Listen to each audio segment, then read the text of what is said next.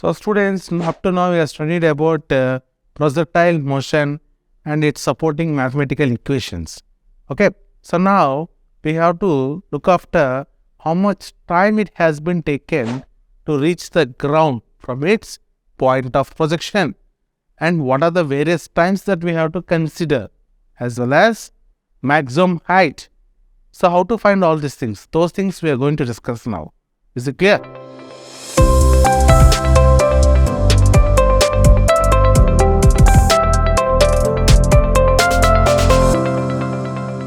So for a projectile motion, we have observed that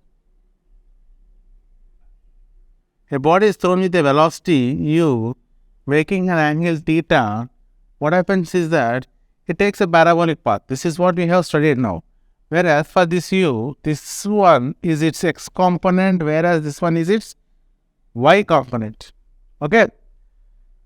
So this highest point is known to be h max, means maximum height.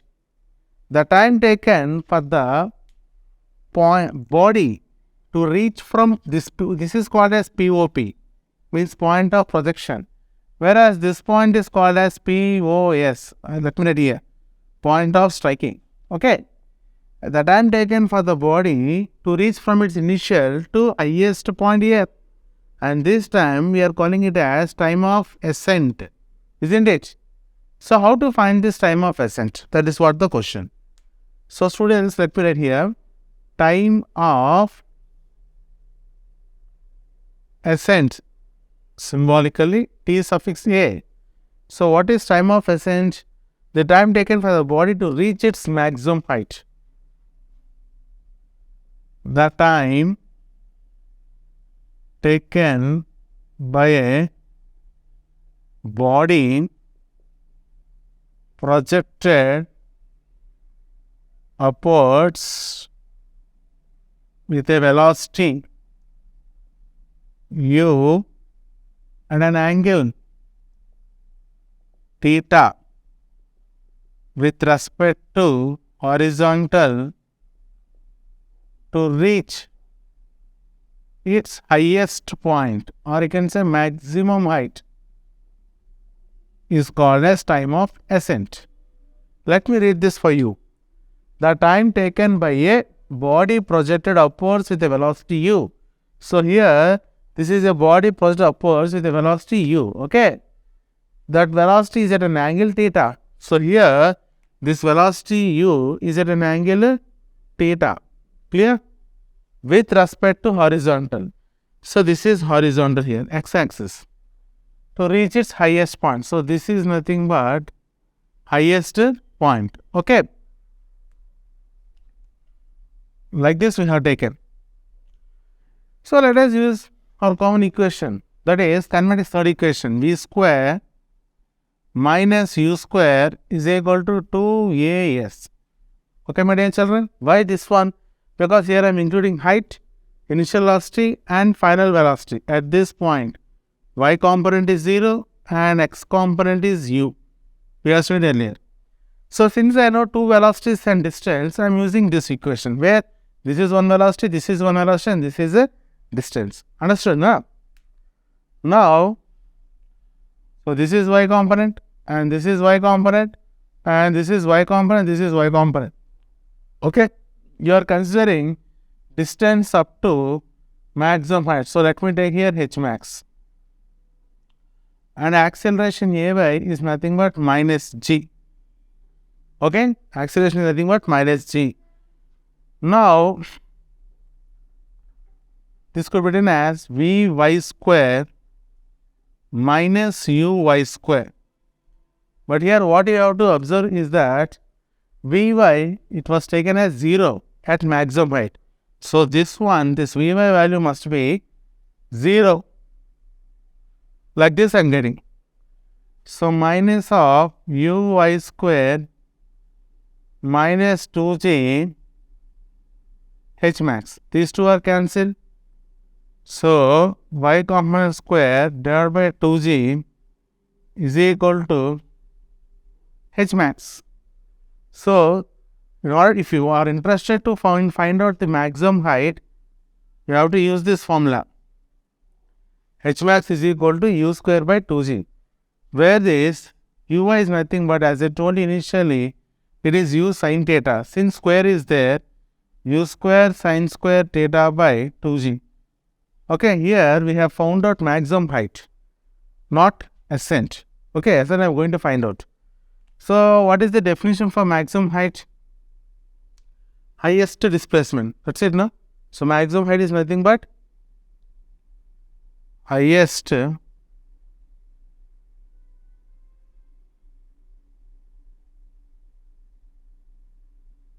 point. Now, we are interested to find out this time of ascent also. So, for this, I will take kinematic equation 1, that is V is equal to U plus A into T. Is it clear? So, this is kinematic equation. So, here I am considering all y components once again. So, we have discussed that time of ascent nothing but time taken from this ground position to maximum height. So, at maximum height, this y component is 0. Okay. And at maximum height, the time you have to take it as time of ascent. That is, from 0 to maximum height is time of ascent. Whereas its acceleration y component, whenever you are throwing body in upward direction, acceleration along y axis is minus g. This we have studied several times. Okay.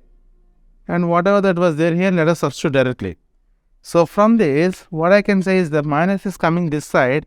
So, g into time of ascent is equal to ui. Therefore, time of ascent is equal to ui by g, where y component of velocity is u sin theta by g. U sin theta by g. So, this is the way or the formula to find out time of ascent. Time of ascent nothing but ui by g or u sin theta by g. So, similarly got here maximum height. So, as we have studied earlier in previous classes, the time of ascent is equal to time of descent. So, the same formula is applied for time of descent also. So, what is time of descent? From here to here. So, this particular time is called as time of descent. So, I will discuss about time of descent after 2 minutes. Okay. So, before that, you please note down or take a screenshot of this. I am going to erase it.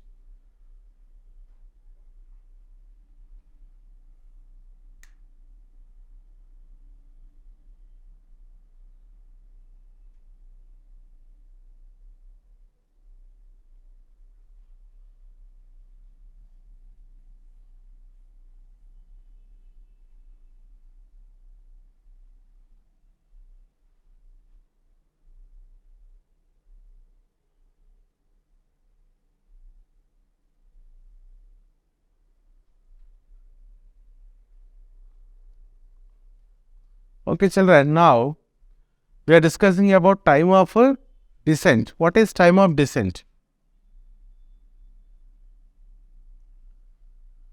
So, time of descent is nothing but time taken.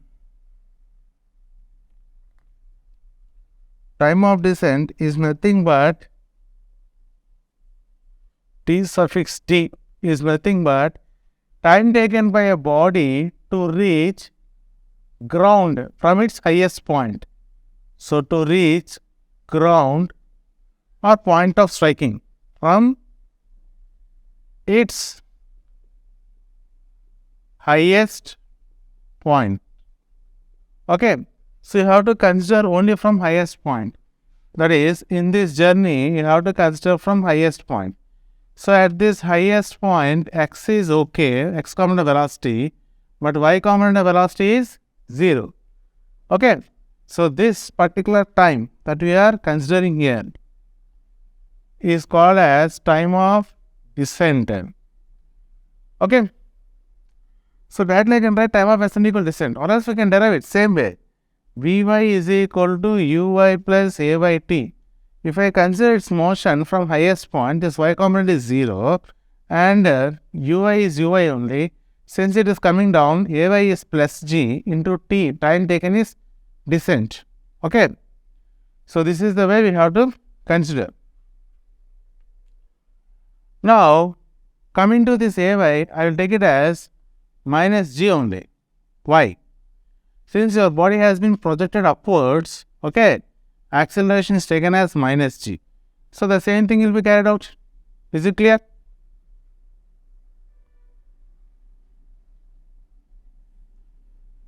Cut చేసేయండి.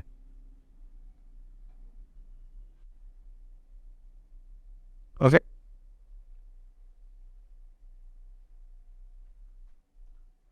So here, what is coming like this? So from here to here, I am taking this time as time of descent. Okay. So at this point, if I extend like this, so these are the two components I am having. Now this will be Vx and this will be Vy and this will be V. This starting point, now you have to take it as Ui. Understand, my dear children? So what is the formula? V equal to U plus At. So this is Y and this is Y and this is Y. Here if you observe Vy is along negative x-axis, or you can take it Vy as Vy. Uy is 0. Since it is negative, let me take minus. And Ay is minus. And time is nothing but time of descent.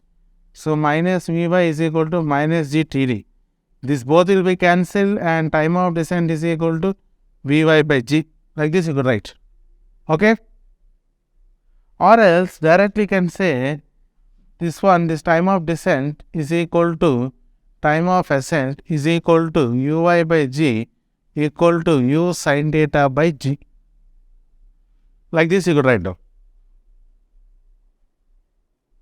And actually, so time of descent is nothing but time taken for a body to move from highest point to ground. So to reach ground from its highest point. This is what is time of descent. So every time you observe in the previous case also, time of descent is equal to time of ascent, which is equal to U sin theta by g. Like this you will get. The next one is time of flight. Time of flight. So what do you mean by time of flight? Time taken by projected body from its point of projection to point of striking. That is, this is point of projection and this is point of striking. I think what you can say ground. Okay. So this time of flight is indicated by capital T, which is sum of ascent as well as descent. Since these both are equal, you could write 2 to A, which is equal to 2 Uy by g, which is equal to 2 U sin theta by g. So this is the way we have to find out time of flight. Understood? So we got time of ascent and time of descent as well as time of flight, and maximum height also we have studied. So the final thing that we have to study in this particular topic is about the range. What do you mean by range? The horizontal distance travelled by a body. So this is horizontal distance from here to here. This is horizontal distance. Okay. By a body. The horizontal distance travelled by a body during its entire journey. So what do you mean by entire journey? Entire journey in the sense what? For complete time. Complete time in the sense time of flight. So the distance travelled for a time of flight. We can define like that. Or the horizontal distance travelled by a body during its journey, entire journey. Okay. So now how to find out this range? That is the next question.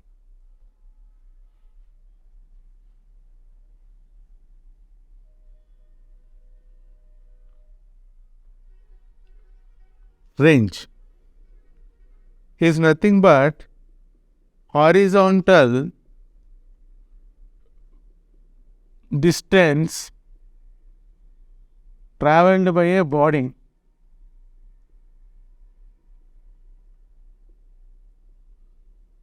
during time of flight or during entire journey, during time of flight or during entire journey. So S is equal to ut plus half a into t square. Like this I can write. So if you observe, this range is along x-axis. So what you have to say here is that x-axis, x-axis, x-axis.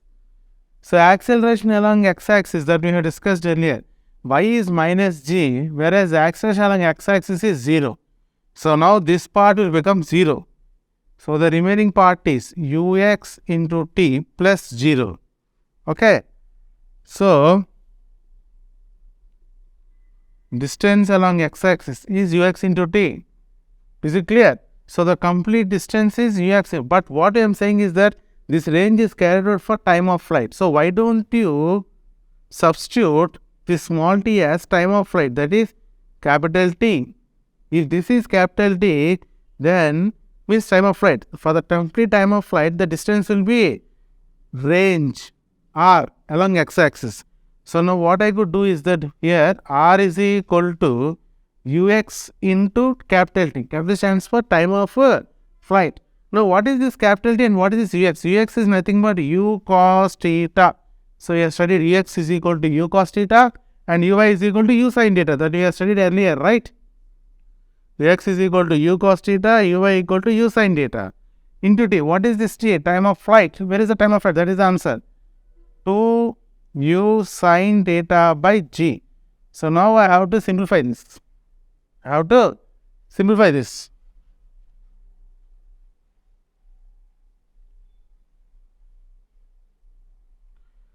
So the range r is equal to ux into t.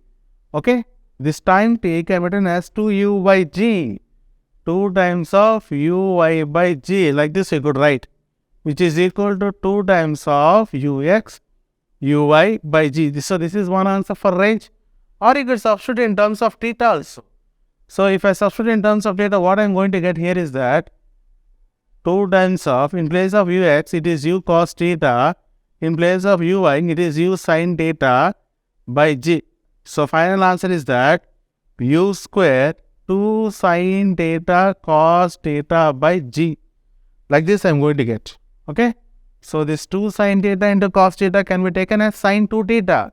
Can be taken as sin 2 theta.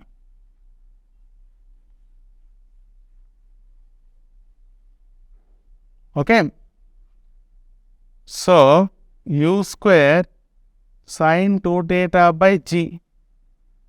So this is what is the formula for range.